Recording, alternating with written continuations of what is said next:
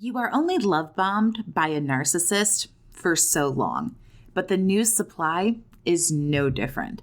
There is nothing so special about this new person that will stop the cycle that narcs go through.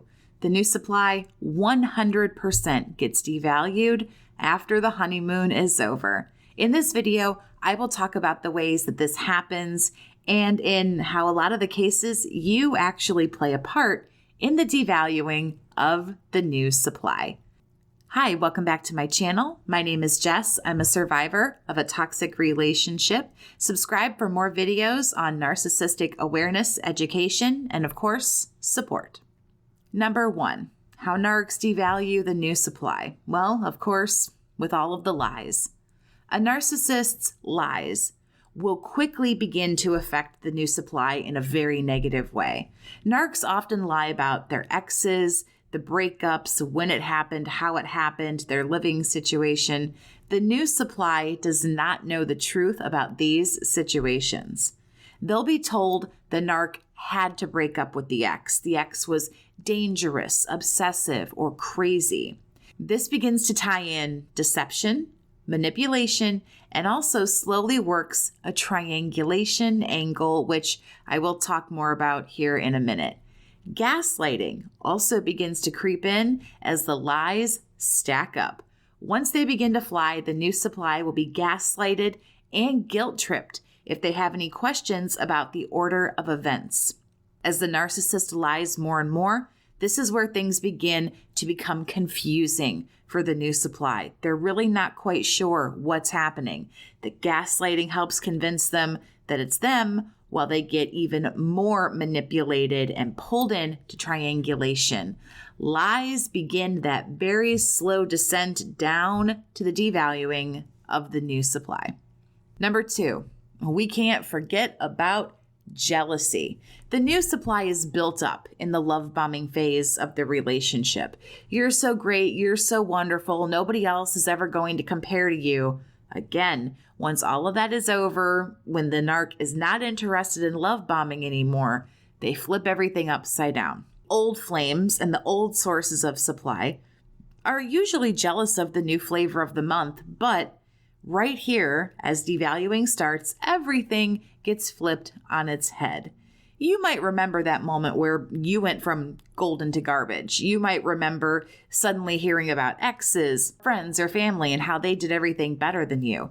The new supply gets an earful of how shitty you are as they are love bombed until it's the time for the new supply to get wrecked. And then all of a sudden, boom, they hear about how all of the narc's exes, they're not really so bad.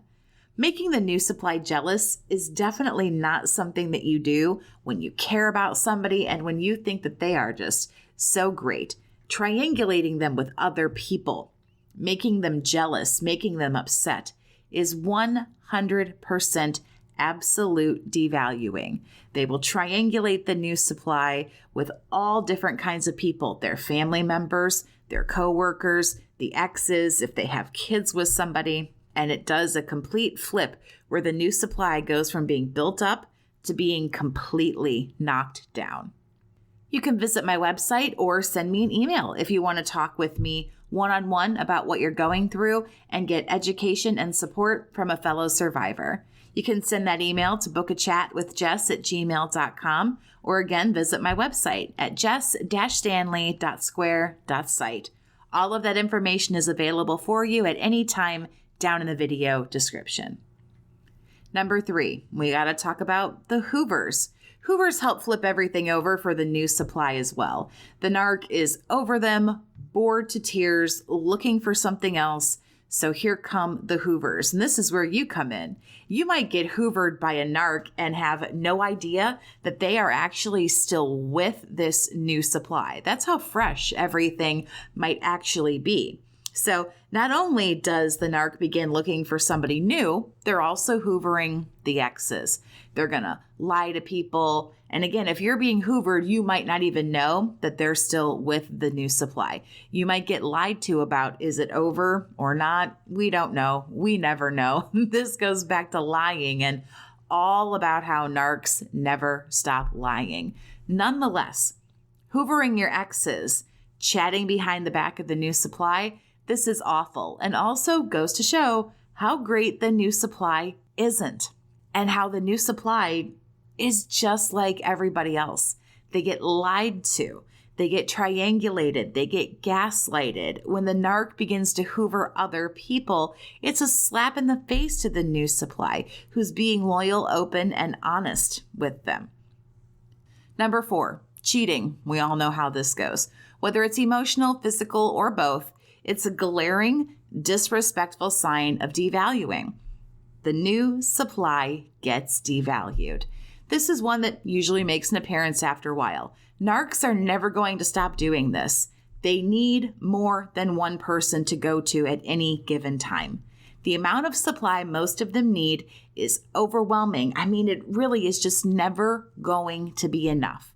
Just because the new person stays with a narcissist for a long time, it also doesn't mean that things are great. So this is another point that I want to touch on while I have you here.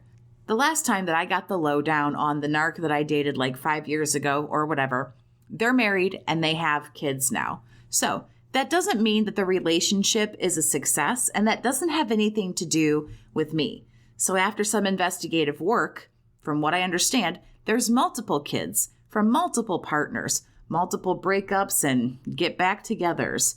It also seems from social media, the spouse of this person that I dated also enjoys being a bully, a liar, a blabbermouth, and a busybody, while also trying to shove it in everyone's face how great their life is.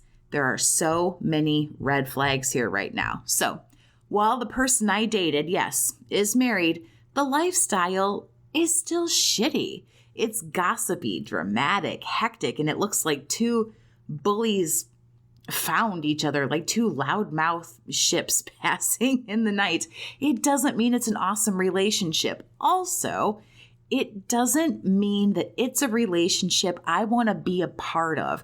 Just because this person is married and I'm not, or whatever is happening in that dynamic, it doesn't mean I want to be a part of it. I don't want to be with a person who does nothing but argue and carry on with dramatics and theatrics. I don't live my life that way. I don't like it. The narc has moved on, but not to something that I'm jealous of, not to something that I'm missing out on.